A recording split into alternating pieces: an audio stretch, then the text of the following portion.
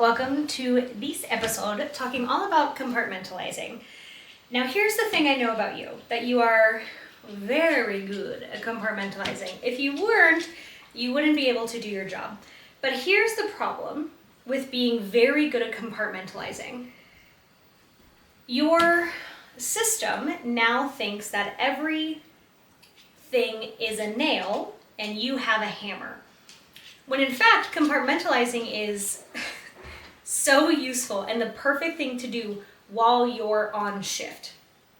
But the thing about the way that the mind works is our subconscious has one job, and it does it by doing two things. The one job is to keep our meat suit running. So it does that by expending as little energy as possible and by avoiding anything it perceives as dangerous. Now, danger can also mean uncomfortable, right? Think about the last time your partner was like, we need to talk, and you were like, and we will never do that. We will never be speaking again. Actually, I will avoid you until the day that we die because I never want to have this conversation. So our subconscious keeps our meat suit running by avoiding anything it perceives as scary or uncomfortable because it thinks discomfort means death, and expending as little energy as possible. Now, one of the ways that it makes sure that we don't spend a lot of energy is it puts things on autopilot, right? Think about like the route that you drive to work. You don't really have to think about how to get to work anymore, or you don't really think about making sure your heart keeps beating or how much you're breathing, right? There are a number of things, in fact, hundreds of thousands of things that are now on autopilot. You don't really have to think about speaking English anymore if English is your first language. You don't have to think about how to make a grilled cheese. You just know how to make it. So your unconscious made a bunch of things that it does repeat repetitively. It makes it on autopilot. Autopilot essentially means it operates underneath the level of conscious awareness. You don't necessarily have to think about it anymore.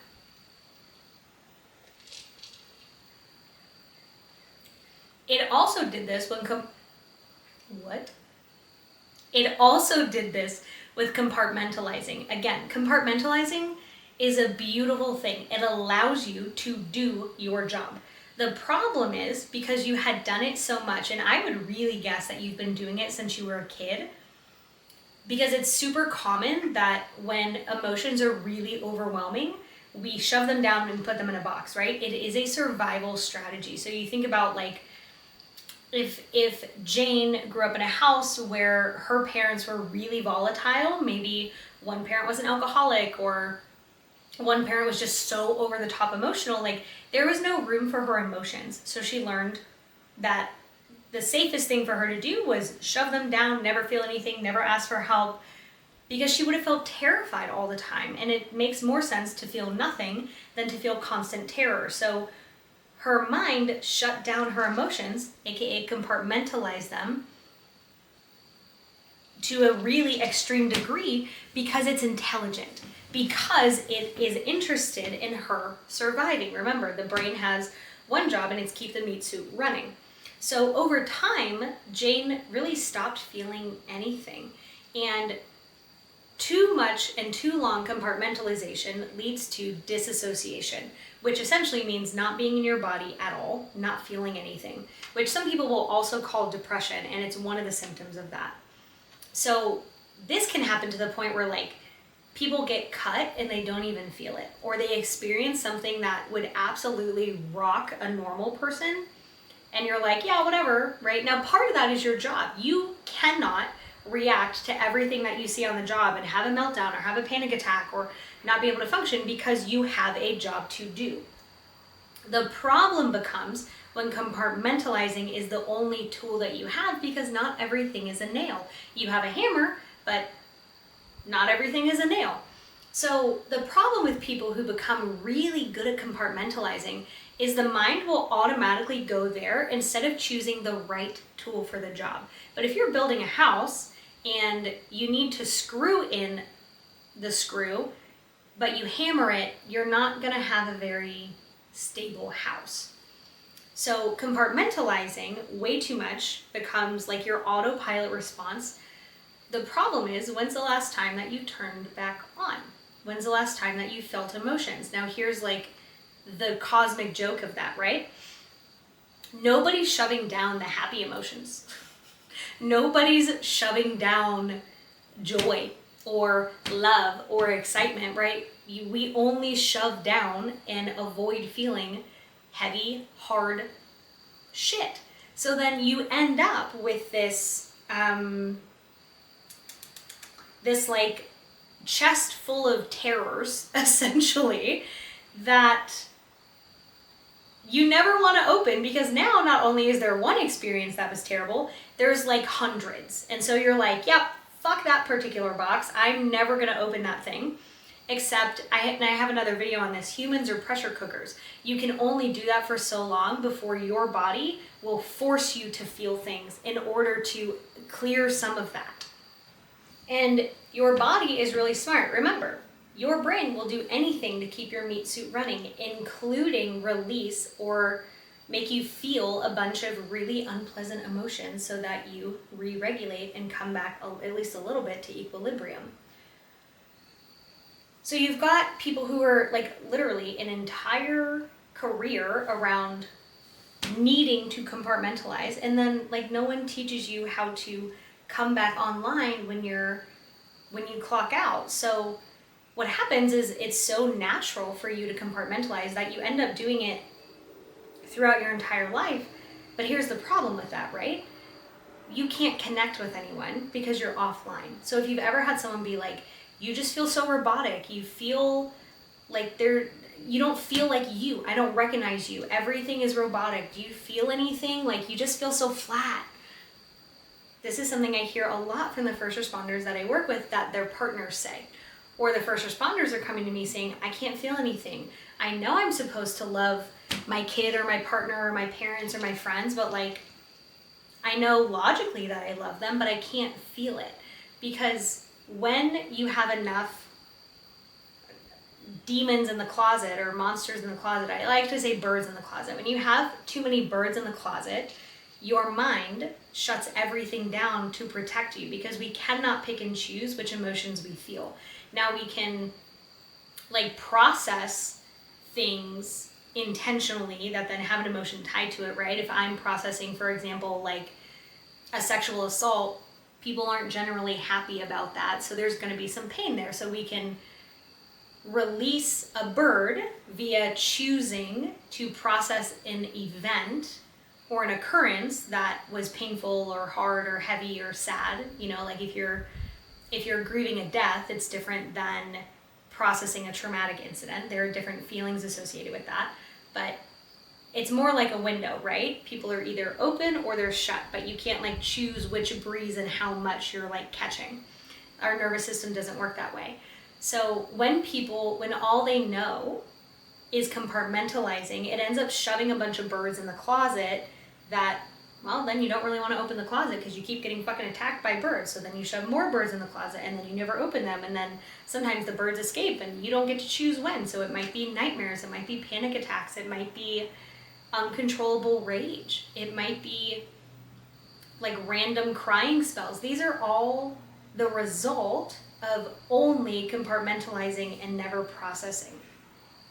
And there's a lot of consequences to that, right? So like I was saying a minute ago, you can't connect with people because you're not online. It's literally like talking to a robot.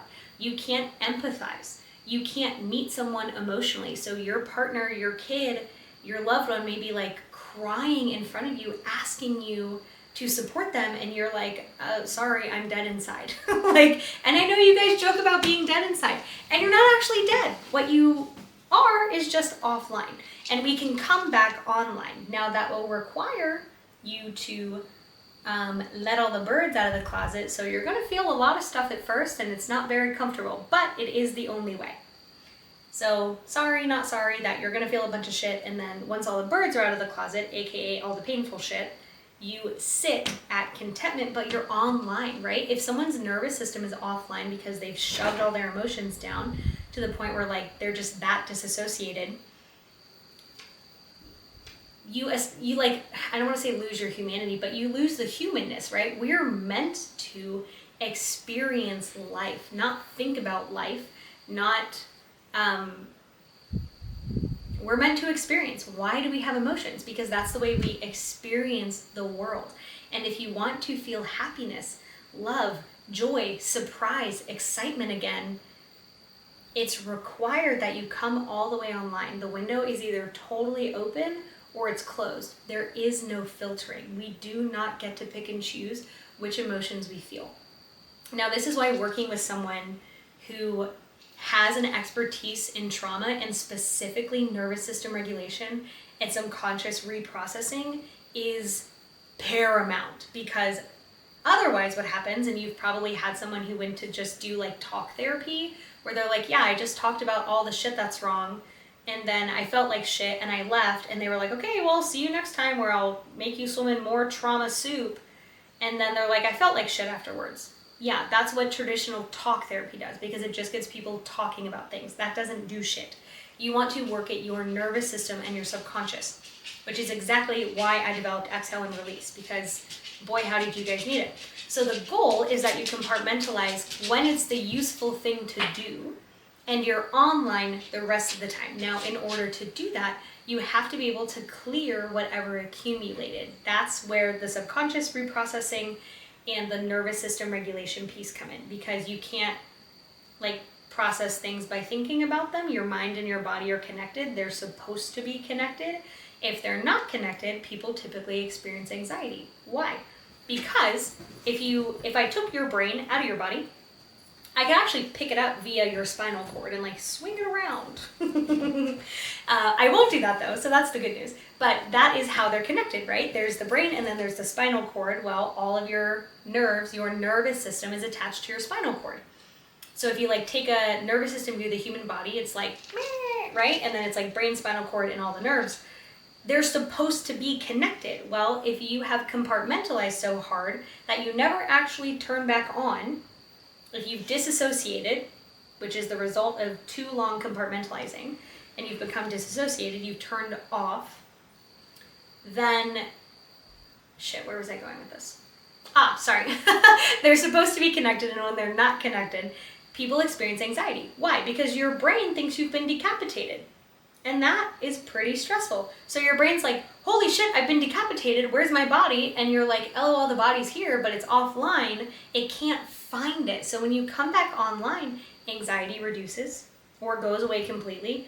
Depression goes away. Why? Because you're feeling everything there is to feel. You're no longer numb. Your brain's like, oh great, we're connected, this is awesome. So emotions, not the enemy, okay? Not the enemy.